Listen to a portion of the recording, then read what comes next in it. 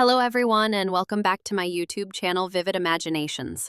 Today I'd love to share something I was reflecting on recently, something that challenged me, convicted me, and ultimately reminded me of just how boundless God's mercy truly is. Yesterday I watched a video that really got me thinking. In this video there were two characters, one portraying God and the other portraying a man weighed down by guilt and shame. The man kept asking God if he still loved him, despite all his disobedience and sin. And every time the man listed another excuse, every time he tried to disqualify himself, God simply reassured him with unwavering love. Then the man asked about something many of us have wondered. What about the times I sinned willingly, knowing it was wrong but doing it anyway? Surely this is where you draw the line. And God responded, I knew before you did it.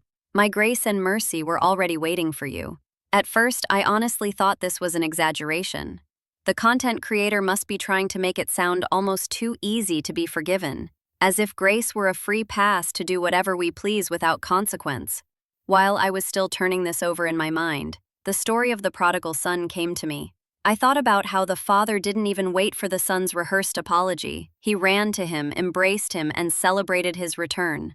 But then I reasoned, well, that was the first time he'd done something like that. If it happened again and again, surely the father wouldn't have celebrated so lavishly.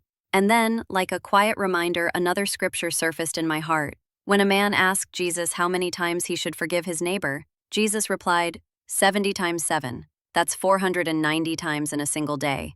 If Jesus expects us, with our limited patience and imperfect love, to forgive that much, how much more will He, the God of infinite mercy, forgive His children? In that moment, I realized the storyteller in the video wasn't exaggerating at all. God's grace really is that big. His mercy really is that available. No matter how many times we fall, He never runs out of compassion for us. He never withholds His goodness because of our failures. But this is so important.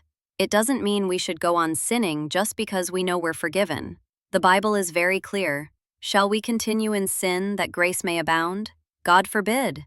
Even our common sense tells us it's unkind and even cruel to keep hurting someone who loves us. So today, if you're feeling like you've run out of chances or that God's grace has a limit, it doesn't. Yes, God will discipline you if He must. Yes, He'll correct you when you go astray. Scripture says the child the Father loves, He chastises. Discipline isn't rejection, it's restoration. But His love is not performance-based. His mercy is not measured by how deserving you feel. He is always ready to welcome you home, always willing to start again with you, and always committed to shaping you into the person He created you to be. Thank you for spending this time with me today. If this conversation encouraged you, I'd love to read your thoughts or stories. Remember, grace isn't an exaggeration.